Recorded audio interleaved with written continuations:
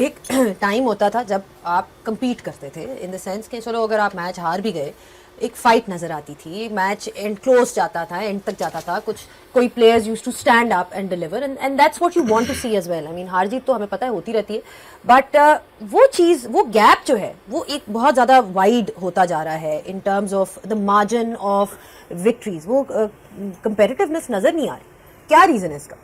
देखें, honest answer दूंगा, मेरे लिए ये कोई सरप्राइज़ नहीं है कि मैं यहाँ अफसोस में बैठा हूँ या बैठा हुआ हूँ या मुझे बैठना चाहिए। मेरे लिए ये सरप्राइजिंग नहीं है बिल्कुल भी। मैं थोड़ा सा आप लोगों को पीछे लेके जाता हूँ। आप 2022-23 से आप देखें तो हम लोगों ने थोड़ी सी जहाँ टफ कंडीशंस आती हैं तो हम लोग जो है फारिग हो जाते हैं बैटिंग में। यहाँ पे मैंने आपसे पहले ही बोल दिया था कि इंडिया की टीम से हमारा कोई मुकाबला नहीं है, वो टॉप की टीम, बड़ी टीम, सब कुछ। और आज के मैच जो पाकिस्तान की टीम हारी है, ये हमारे कुछ लोग जो सोशल मीडिया में ये बेवकूफ़ बनाएंगे लोगों को व्यूज़ लेने के लिए, डॉलर्स लेने के लिए, कि नहीं जी देखें जी पाकिस्तान टीम बैड लक हो गई, पाकिस्तान यूँ हो गया, पाकिस्तान ये हो गया। अब ये लोगों को, आवाम को बेवकूफ़ बनाएंगे कि देखिए जी पाकिस्तान टीम अगर फाइनल में आ जाती है, पाकिस्तान की टीम इतनी अच्छी है कि फाइनल में आ सकती है और फाइनल में इंडिया को हरा देगी। ये सब बेवकूफ़ बना रहे, ठीक है। मैं आज आपको कह रहा हूँ, पाकिस्तान की टीम अगर फाइनल में भी आती है तो पाकिस्तान की टीम को फाइनल नहीं जीतना चाहिए। इंडिया ने मैच जीत लिया पाकिस्तान के खिलाफ एशिया कप में और काफ़ी कंफर्टेबली मैच जीता and no big surprises because India were expected to win this match because they are the world champions and they are very like T20 में भी नंबर 1 है, फॉर्मेडेबल साइड है।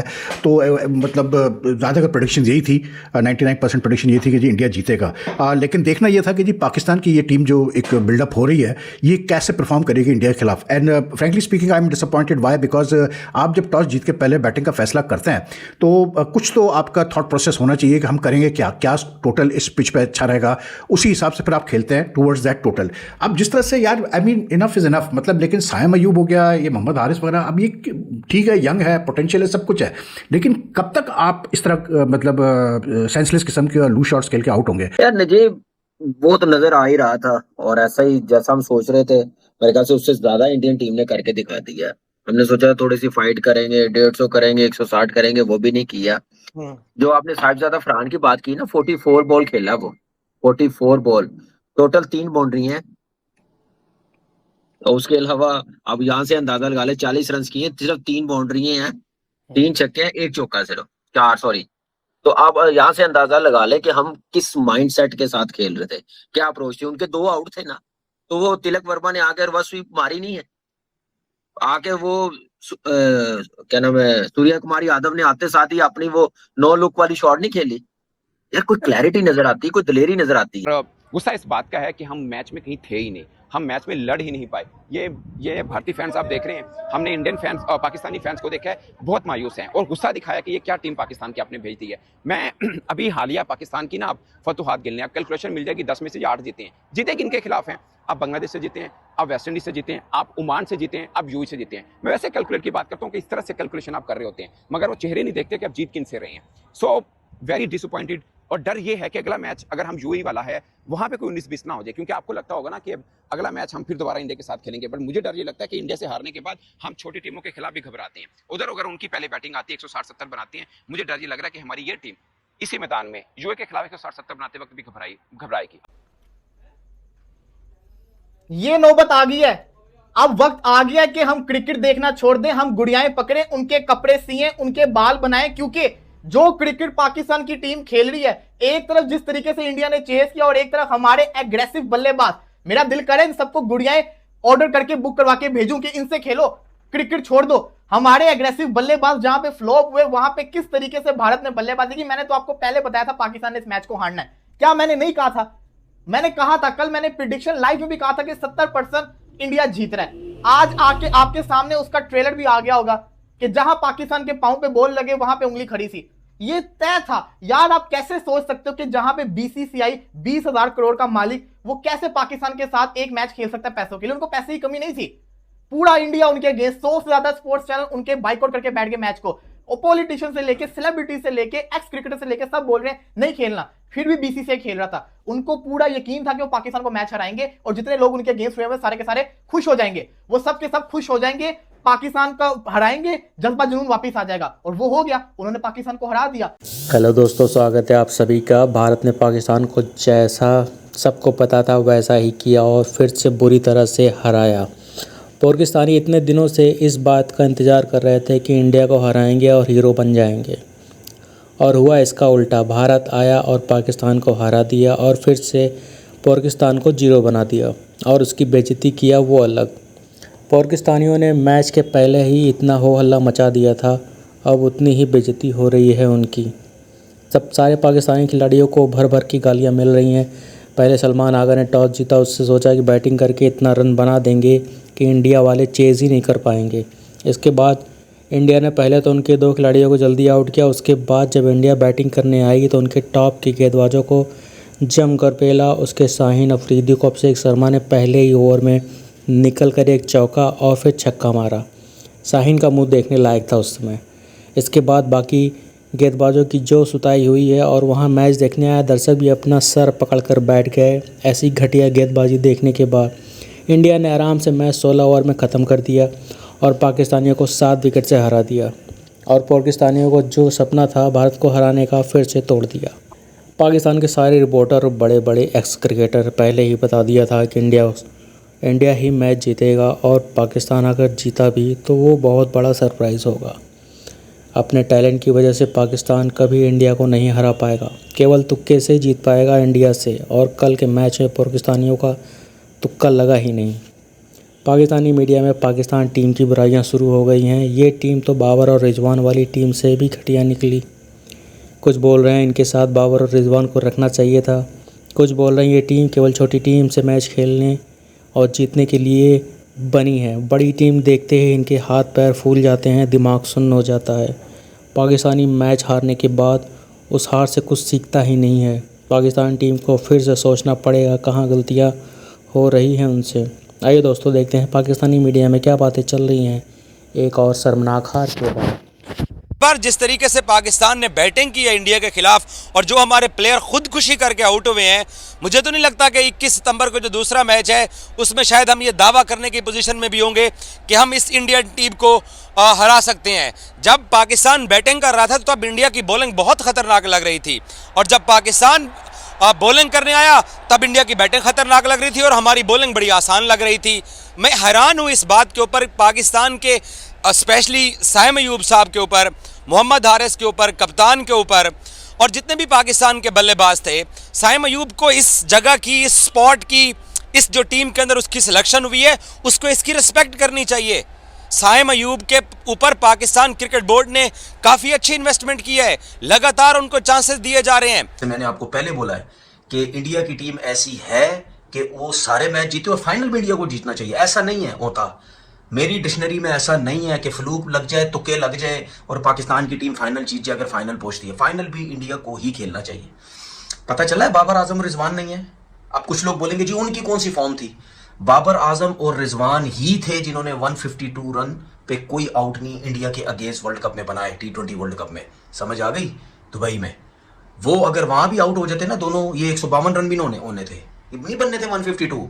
ये तो उन दोनों की मेहरबानी थी, उन दोनों ने 152 रन बनाया और वो रिकॉर्ड तोड़ा कि जी पाकिस्तान ने इंडिया को हरा दिया। क्या क्रिकेट खेली है। सबसे पहले तो मैं आपको बताऊं, ये माइक हैसन और जो कुछ लोग जो हमारी सिलेक्शन कमेटी में बैठे हैं, ये लोग पाकिस्तान क्रिकेट को बर्बाद कर रहे हैं, क्योंकि ये लोग चाहते ही नहीं बाबर आजम और रिजवान जो है वो पाकिस्तान की टीम में कंटिन्यू खेले और T20 क्रिकेट खेले। समझ आ गई? ये सिर्फ बाबर और रिजवान को बाहर करने के लिए ये स्ट्राइक रेट का मुद्दा, स्ट्राइक रेट का ड्रामा इन्होंने लगाया हुआ है कि यार कहां है स्ट्राइक रेट, क्यों स्लो खेलते हो, आउट भी होते तो मारते रहो, जिस तरह मार रहे हो, जिस तरह मार रहे हो खेलते रहो, इसी तरह खेलते रहो, इसी तरह फारिग होते रहोगे। वो थकी हुई थर्ड क्लास टीमों को मार मार के माइक हैसन कहता है मैं तो जब से आया हूं 9-10 मैचेस तो जीत चुका हूं ना। वो भाई जब उन्हीं से खेलेगा तो 9-10 मैचेस क्या तू 15-20 मैचेस भी जीतेगा। कहां गए तेरे बड़े सुपरस्टार। साइम अयूब बिल्कुल आउट ऑफ फॉर्म, उसको इसने लगा दी है बॉलिंग की तरफ, वो बॉलिंग में 3-3 आउट कर रहा है, बैटिंग उससे हो नहीं रही। साहिबजादा फरहान की बड़ी मेहरबानी, उसने तकरीबन 40 रन की इनिंग खेली। उसके बाद शाहीन अफरीदी ने नीचे से आके 3-4 छक्के मारे, 33 रन किए, तब जाके 127 रन हुए। आपका कप्तान सलमान आगा जिस बॉल पे आउट हुआ है, और जब तक माइक हैसन नहीं था, जब पाकिस्तान टीम का हेड कोच माइक हैसन नहीं था, ठीक है, उस वक्त ये जिस बॉल पे आउट हुआ है, ये इस बॉल को डाउन द विकेट निकल के सीधा मारता था, ये एक्स्ट्रा कवर मारता था।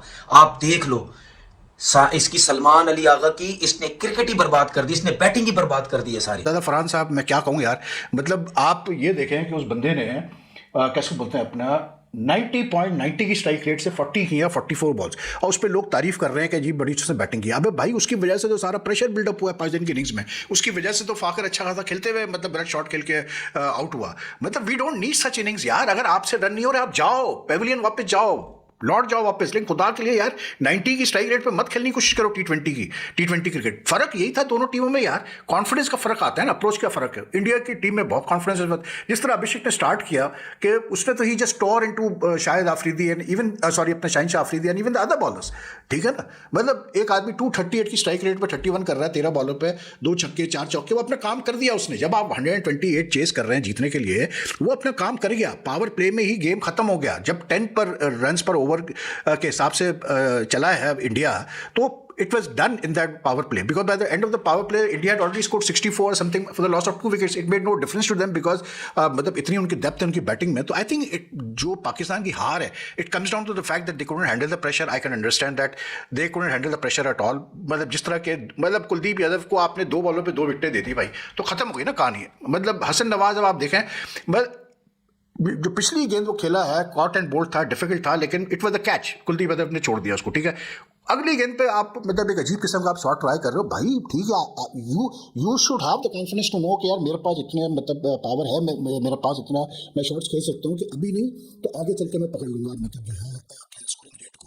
और बाकी बचे हैं यार काफी। आप इतनी जल्दी किस बात की है? I mean, intent is very good. I'm all for intent, but that intent has to be with some sort of planning. तो आज पाकिस्तान की बैटिंग में तो टोटल लेटडाउन यार। एंड साहब फरहान ने तो कबाड़ा करके रख दिया। मतलब ये क्या इनिंग्स है यार। मतलब आप रन बॉल भी नहीं कर रहे हो आप, और फिर लोग कह रहे हैं कि बड़ा अच्छा खेला उसने, इनिंग्स को एंकर किया। अरे भाड़ में जाओ भाई, ऐसी इनिंग्स हमें नहीं चाहिए।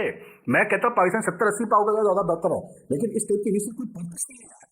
63 बॉल 2 बॉल्स खेल रहा है इस ओवर में, तो जो आप करने मुझे बता रहे हो 63 में से मतलब कम से कम बढ़ा दे तो सिंगल बढ़ा देते तो 160 की स्कोर होता है। मसला ये नहीं कि पाकिस्तान हार है, मसला ये नहीं कि पाकिस्तान हार है, अफसोस इस बात का है कोई लड़के खेला ही नहीं है। आप पाकिस्तान की बैटिंग को उठा के देखिए, वो पिलर जिसको हम पाकिस्तान टीम की मजबूती समझते हैं और समझते हैं कि पूरी पाकिस्तान टीम इन पिलरों पर खड़ी है, वो हिलते हुए नजर आए हैं। साइम अयूब ने बॉलिंग में बेहतर किया, विकेट्स भी 3 ले गए वो, मगर देखना यह है कि उनका प्राइम पर्पस जो बैटिंग का है वो कैसे कर रहे हैं। अब एक एक करके सबका देखिएगा। प्राइम पर्पस उनका बैटिंग है। 8वीं दफा वो 0 पर आउट हुए हैं, 11 दफा 10 से कम रन बनाकर वो आउट हुए हैं। साबदा फरहान ने 44 बॉल पर 40 रन किए, मगर आप भारत के खिलाफ खेल रहे हैं। यहाँ पे हो सकता है 40 रन कहने को ठीक है, अगरचे उन्होंने बेहतर बैटिंग भी की है, प्रेशर में आकर थोड़ा सा कर भी गए, मगर 44 बॉल 40 रन सूट नहीं करता है। साबदा फरहान फॉर्म बल्लेबाज हैं। उसके बाद फखर जमान को एक तरह से एक चांस भी मिला, मगर फिर भी बारी को लंबा नहीं खींच सके। फखर जमान के ऊपर तमाम उम्मीदें होती हैं, सिर्फ पाकिस्तानी फैंस की नहीं, इंडियन फैंस को भी डर लगता है कि ये बंदा खड़ा हुआ ना मैच को साइड पे लेके जाएगा। कप्तान 13 बॉलों पर 3 रन बना रहे हैं और ऐसा लग रहा है कि अक्षर पटेल को पढ़ ही नहीं पा रहे। एक डर जो हमें मैच से पहले था वो अब भी नजर आया कि हमारे जो बैटर हैं स्पिनर्स के हाथ नहीं पड़ पा रहे हैं। माइक हसन ने कहा था ये क्यों कहा जाता है कि हमारे बैटर स्पिनर्स को नहीं खेलते, ये इसलिए कहा जाता है कि 4 ओवर में कुलदीप यादव ने 18 रन देकर 3 आउट किए। ये इसलिए कहा जाता है कि 4 ओवर में अक्षर पटेल ने 18 रन देकर 2 आउट किए और 4 ही ओवर में वरुण चक्रवर्ती ने 24 रन देकर विकेट लिया। सो कुल मिलाकर 12 ओवर्स बनते हैं 3 स्पिनर्स के, 60 रन देकर 6 खिलाड़ी को उन्होंने आउट किया है। सो कैलकुलेशन बताती है कि हर मैच के बाद पाकिस्तानी बल्लेबाजों का स्पिनर्स के खिलाफ रिकॉर्ड बहुत ही बुरा है। 62 अगर आप डॉट बॉल खेलेंगे और खासकर स्पिनर्स को इस तरह से खेलेंगे, जिनके बारे में ये माना जाता था कि सब कॉन्टिनेंट के अंदर पाकिस्तानी बल्लेबाज थोड़ा बेहतर खेलते हैं, स्पिनर्स भी हम बेहतर खेल लेते हैं, मगर आज मानना पड़ेगा कि क्वालिटी स्पिनर छोड़ दिए, क्वालिटी स्पिनर्स के आगे हम बिल्कुल गूंगे बहरे नजर आए हैं। हमारे बल्लेबाज कहीं पर कुछ दम नहीं दिखा पाए। साइम अयूब पाकिस्तान की इस टीम के अंदर मिसफिट प्लेयर है, फिर तो आप मोहम्मद हारिस से ओपनिंग करा लीजिए। हालांकि हारिस ने पहले मैच में अच्छा परफॉर्म किया, आज हारिस ने भी बुमराह को पहली गेंद के ऊपर छक्का मारने की कोशिश की है। भाई साहब, आपके बड़े मोहम्मद रिजवान साहब भी न्यूयॉर्क में बुमराह को 15 ओवर की पहली गेंद के ऊपर छक्का मारने के चक्रों में 120 रन चेज कर रहे थे, मरवा दिया था। आपको इतनी समझ नहीं है कि मैं क्या कर रहा हूं।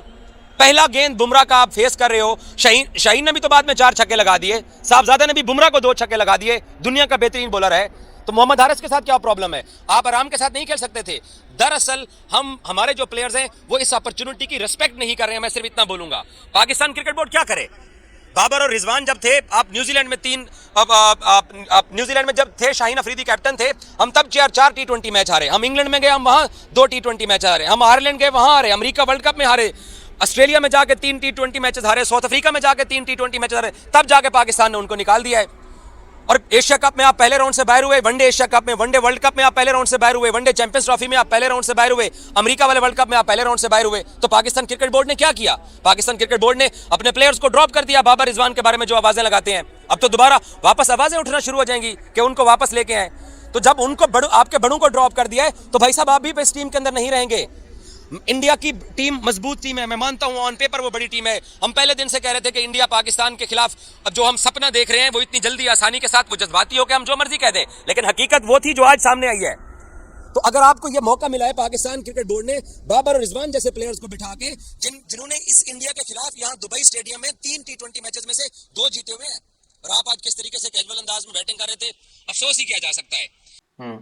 मैं अमूमन बात करता हूं कि जिस पिच पे आपने खेलना है, जिस ट्रैक पे आपने खेलना है, उसको पढ़ना तो आना चाहिए। अगर संजय मंजरेकर ने पिच रिपोर्ट पे ये बोला कि पिच ड्राई है और बाद में बॉल ब्रेक करेगा, ऐसे ही है ना, हमने टीवी पे भी ये बात करी, तो क्या इन्हें ये नहीं पता था कि इस ग्राउंड पे न्यू भी पड़ रही है? जब कुलदीप बॉलिंग करने आया है 7वां ओवर, तो उसने रुमाल से बॉल को साफ करा है।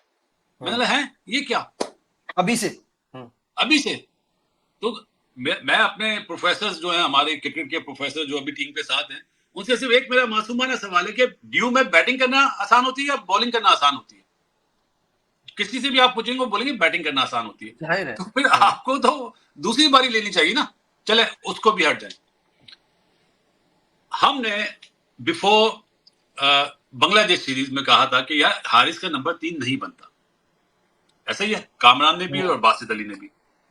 मैंने कहा था टॉप ऑर्डर में ओमान के खिलाफ कहा था, तो ऊपर ही कामरान ने तो कहा था ऊपर ही भेजे। मैंने कहा था ऊपर। यार मुझे ये बताओ ना, इंडिया के पास कितने ओपनर है इस टीम में? हमारे पास कितने ओपनर है? हमारे पास क्या मिडिल ऑर्डर नहीं है? इसका मतलब पाकिस्तान की क्रिकेट का आपको तस्वीर नजर आ रही है ना? मिडिल ऑर्डर है ही नहीं। हसन नवाज फिर पे आ रहा है ओपनर। तो ये तस्वीर नजर आ रही है कि पाकिस्तान की क्रिकेट क्या है? ओपनर को जबरदस्ती मिडिल ऑर्डर बनाया जा रहा है। फकर जमान 4 आ रहा है, सही है? तो ये वो हकायत है, जो हकीकत है, जो हम बताते हैं, लोगों को बुरा लगता है। आप गो फॉर स्पेशलिस्ट से खेलते हैं, कोई भी मैच, कोई भी इवेंट, आप स्पेशलिस्ट से जीतते हैं। उन्होंने 3 स्पिनर डाले, एक फास्ट बॉलर डाला बुमराह, सही है? हमारा क्या है, लेके गए 6 फास्ट बॉलर, खेल एक रहा है। मयूक कभी बड़ा प्लेयर नहीं बन सकता। एक हार्दिक पांड्या का मामूली से बॉल के ऊपर सीधा कैच देकर आउट हो रहा है, थोड़ी सी शर्म नहीं रहेगी साई मयूक के अंदर। हारिस, मैंने पिछले मैच में कहा था, उन यूट्यूबर्स को पकड़ो जो हारिस के बारे में बोलते हैं, इसको घोल के पी जाओ। ये कहां का प्लेयर है जो सिर्फ और सिर्फ माइनर्स के अगेंस्ट मारता है? 10 मैचेस के बाद तो मैं भी बल्लेबाजी करके मार दूं, मैं भी रन स्कोर कर दूं 10 मैचेस के बाद, जो आपका हारिस का है। किसी काम का कचरा प्लेयर, पूरी पाकिस्तानी टीम के ऊपर तौहीन है ये लड़का। इसको अभी इसी वक्त निकालो। बाबर रिजवान में से किसी एक को लाना है तो रिजवान को उसकी जगह लेकर आओ। किसी काम का प्लेयर नहीं है। पहला मैच में इतने अरसे बाद रन आए, प्रेस कॉन्फ्रेंस के अंदर आके क्या कह रहा था कि हमने बांग्लादेश में भी 180 किया, हमने वहां भी 80 किया है। और भाई भरी टीमों के अगेंस्ट तो कुछ करके दिखाओ। बुमराह जैसे प्लेयर को मारने जा रहा था। फिर आपका सबसे जिसको कहते हैं ना फ्लॉप प्लेयर, आपका कप्तान सलमान अली आगा, किसी काम का प्लेयर नहीं है, किसी काम का। जो टॉस हुआ है उसके अंदर आ रहा है, बॉलर लगातार बोले जा रहा है, इतना टेंशन के अंदर था तभी पता चल रहा था। पहले खुद बैटिंग कर रहे हो आप, बल्लेबाजी का कर रहे हो। ये आपकी परफॉर्मेंस थी, ये कोई परफॉर्मेंस थी आपकी? इससे आप अंदाजा लगाएं आगा ने क्या किया है। मैच फंसाया है, साहिबजादा फरहान ने बुमराह को छक्के मारे, खुशी हुई, लेकिन भाई तू डॉट बॉल इतनी खेल रहा है। ये कम से कम 170-80 हमने किया होता, मैच जीते। हमने रन ही नहीं कुछ की। जिस पिच के ऊपर शाहीन आके इतने रन कर जाए, उस पिच के ऊपर हम लोग क्या करेंगे? उस पिच के ऊपर हमारा जैसे कहते हैं ना, क्या बल्लेबाजों ने क्या किया है? जब शाहीन रन कर सकते तो हम लोग क्यों नहीं कर सकते? क्यों नहीं कर सकते? बाकियों के पास दम नहीं था। वही आपको ट्रेलर दिखाया ना फिर अभिषेक शर्मा ने, साईं वर्सेस अभिषेक शर्मा ही था ना, दिखा दिया अभिषेक शर्मा ने क्या वो चीज है। Hasan Nawaz senseless cricketer, sense नाम को उसको जो कहते हैं ना नहीं है, कोई सेंस उसके अंदर है ही नहीं।